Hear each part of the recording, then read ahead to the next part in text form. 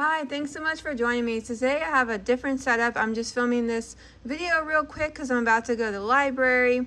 But yeah, so basically I want to show you guys what I read and what my daughter read the month of April.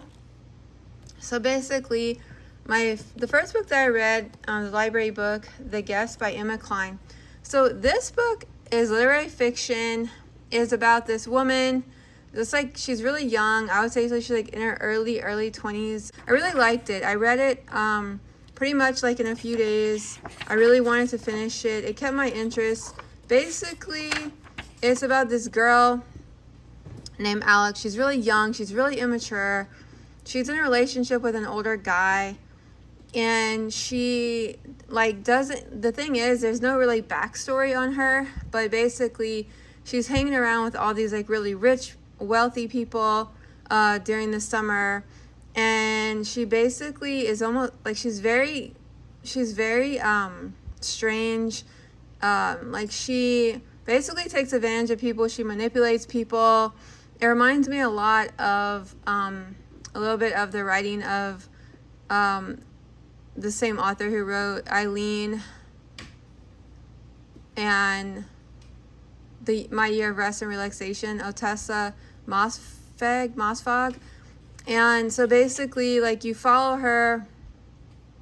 It's not first person, basically like third person, but you really feel like you're with her pretty much every minute over the summer. Basically, she gets herself into a lot of like weird predicaments where she's like trying to manipulate people. It's very tense. It's like a very kind of almost like stressful read. And it's basically just like the day-to-day life of this girl who's hanging around all these rich people and who wants to stay in this community in Long Island for the summer. And she's dating like this older guy. I don't know if I mentioned that. And so it's kind of like a little bit about her relationships. She doesn't really feel connected to people. She just kind of uses people. Like, she's very, very, very unlikable. And that's with my comparison to the Tessa Mosfag. Sorry if I'm saying her name incorrectly. My Year of Rest and Relaxation author. I really enjoyed those novels, but then the protagonist was very unlikable, and that's how this girl Alex is. Even though she was unlikable, it was still very interesting to like get a snippet into her life over this summer, and it's like, what is she gonna get into next? Who's she gonna lie to? Is she gonna get caught?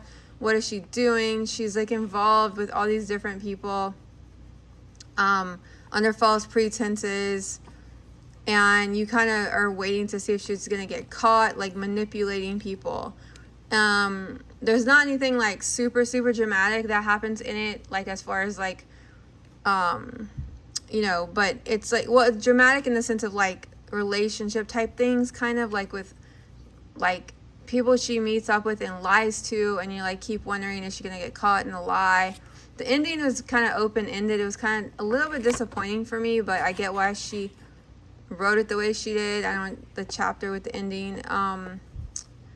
It was very interesting. It's very interesting. I don't know what else too much to say about it. So yeah, like I really like would have loved to hear more about her background, but I get like it wasn't about that. It was more about like the present. But she's like, why she manipulates people so much. I think she mentions it. I don't know. She's just a messed up person. If you like reading about dysfunctional women that get themselves into weird situations, unlikable characters, but yet the writing is really good, and it just kept me interested. Yeah. Sorry, I like rambled enough about it. It's like really good. Okay, you guys. So I have started reading Anne of Green Gables, and I read Anne of Green Gables last month. I reread it, and so this month I read Anne of Avonlea and Anne of the Island.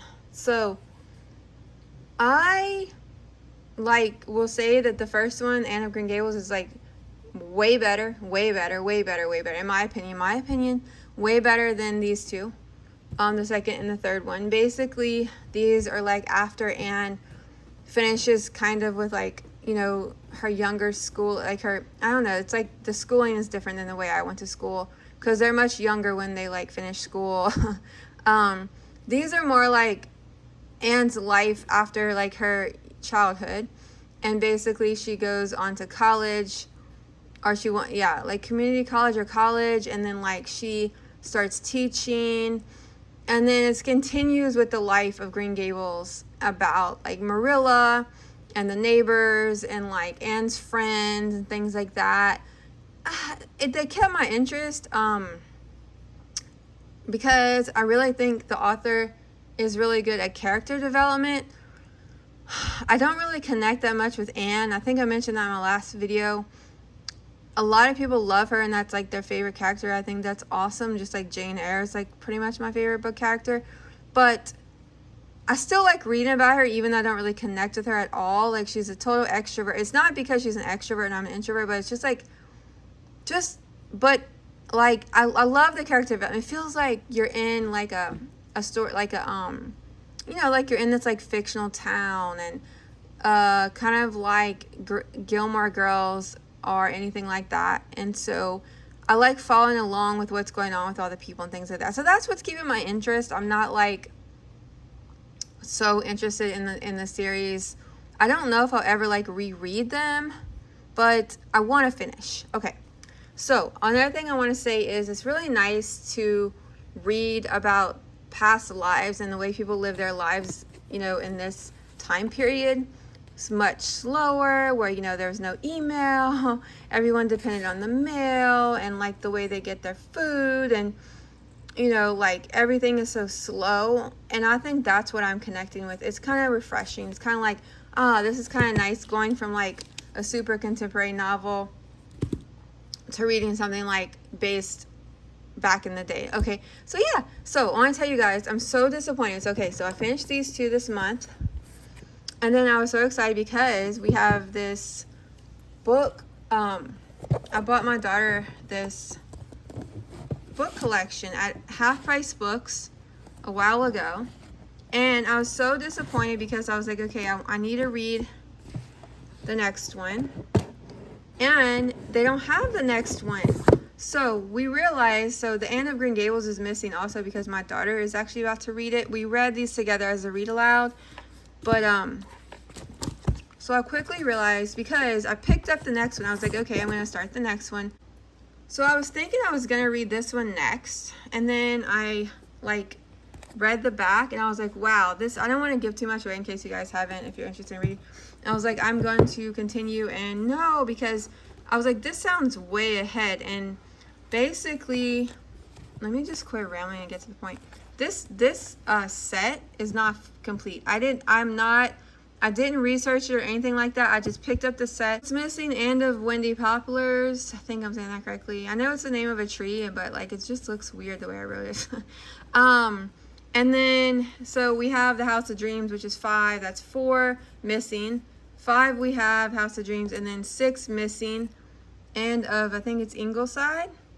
So yeah, so we're missing that one, and then it has Rainbow Valley, and then it has Ryla of Ingleside, and then there's a 9th one which my daughter was telling me about. I need to research it. The Blythe Bliss are quotes.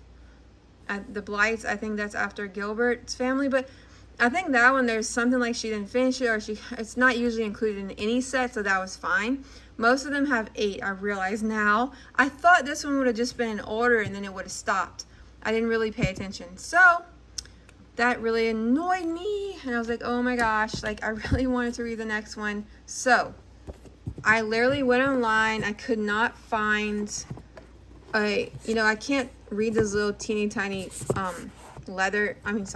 paperbacks that are like teeny tiny. So I could not find a good copy of the ones that I'm missing that were hardback or larger. So I just bought a whole brand new set. It was like literally like I would have like spent the same amount buying the books individually with shipping and the one I wanted. So I bought a whole new set. I think it was like $30. I bought it used, actually, from halfpricebooks.com. So my daughter, this is hers. She and I agreed. She doesn't want this set either because it's not complete. So we're gonna sell this one back to Half Price Books, and then I'm gonna give her the new one that I ordered, which has 8, all 8. So when I get that in the mail, I'm gonna pick back up and read the next one. which is the 4th one. Sorry if that's like annoying, but I was like so disappointed. It's so cute. Like it's so pretty, but no. That was all I read for the month of April. I read 3 books. And then I started D.H. Lawrence, Lady Chatterley's Lover. And so I'm actually reading that now. I'm like, let's see. I didn't read many chapters, but I am liking it. It's written in 3rd person. It's about this couple, Clifford and Connie, and pretty much about their marriage and relationship, which is kind of like, it's not ideal because it's sad because he has an injury after the war, and so he can't have children. He came back from the war injured and paralyzed in a wheelchair, and he can't have children and so on. So it's like the relationship between them and growing apart. And I don't even think they knew each other that long before the war. But anyway, so this is my first time I'm trying D.H. Lawrence. And I do like a lot of his little, like, tidbits or whatever, like the way he writes about different things that he includes about life and things like that. And so then again, like, it's kind of distant because it's like, I prefer first person in all aspects, but so far I'm interested. I'm not like adoring it, but I'm liking it. I'm just going to try to continue it. There's no way I'm going to finish by the end of April because I'm filming this video before the month is over. But yeah, so now I'm going to show you guys what my daughter read. So basically, this is her little reading journal. In the month of April, so far, she read 9 books. First book is The Oath Dragons by Krista Lacey. This is middle grade fantasy. And what can you sum it up real quick? It's about this dragon, and in a fight with another dragon over a female dragon, a landslide kills the female dragon, and he is blamed for it. So he has to make it up to prove that he didn't cause the landslide. Okay, so are you interested in continuing the series? Yes, very much. Okay, so the next one she finished is The School of Good and Evil. So it's about these 2 girls, and they basically get put in the wrong schools. And they try to get back in the right schools, and that's basically the whole book. And you said you weren't interested in continuing. Probably, yes. You do want to continue it from the library? Yes. Okay. So this is like a chapter book series, The Hardwood Hotel. I love this series even as an adult. And so I finished all 4. She didn't. So she finally got around to book 2. And are you still liking the series? Yes. It's about a cute little mouse named Mona who goes live in this cute little animal hotel. And it's all about her friendships with all the little animals. It's so cute. It's like very cottagecore. And I like it because usually like chapter book authors are very kiddie and stuff, and it's made for such a young audience. But this is not. It's like even though it's like a chapter book, it's like very readable. I find very I don't like the writing's good. It is what it is. Like it's not like you're reading like an adult novel or anything, but it's like because it's made for a young audience. But I enjoyed it and she enjoyed it, and she usually reads much higher. So yeah, I think a lot of different ages would love this. I think it'd make a good read aloud series too. So are you going to continue with? Yes. Okay. So next up we have 39 Clues Double Cross, which is the second 39 Clues series. I know 1, 2, and 3. Yes, I know it's kind of confusing, but yes, they have multiple series. Yes. So it's about Dan and Amy yet again, and this time instead of hunting for the 39 clues, they're trying to save. So this man, the outcast, is trying to recreate some of history's deadliest, incidents, like the Titanic, the Hindenburg, and the Hurricane Katrina, and they're trying to stop these disasters. Okay, so it's very much adventure. Yes. And, okay, this was a trilogy, or are there more? Yes, there's 4. Okay, so there's another one. Yes. Okay, so that is another thing she read. Now, this is something she read for homeschool. It is Star Stories, Constellation Tales from Around the World. And basically, she wanted to focus on mythology for 5th grade, and this was one of, and she read this pretty quick, right? Yeah. It has Greece, North and South America, Africa, Asia, Australia, and Oceania. So, you liked it? Yes. It's all sorts of mythological stories that, so like star constellations in the sky, it explains how those came to be in mythology. Yes, so she did finish that. Anything else we have that you read this month? So, no, well, technically there's a lot from the library. Oh yeah, so we're missing the ones from the library. Now we'll show you what she's currently reading.